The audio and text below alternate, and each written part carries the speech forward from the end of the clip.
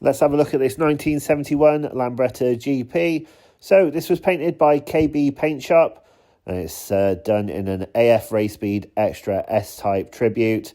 This is an older restoration, but still presents really well. We've recently fitted it with a brand new Casa Lambretta slope back seat, giving it a good going over, quick clean up and tidy up, and now it looks spot on. So it has an anti-dive front disc brake upgrade, and the engine is a TS1 225 fitted with a Dellorto VHSH carburetor and a TSR Evo exhaust. Live draw 9 PM Monday 24th of February.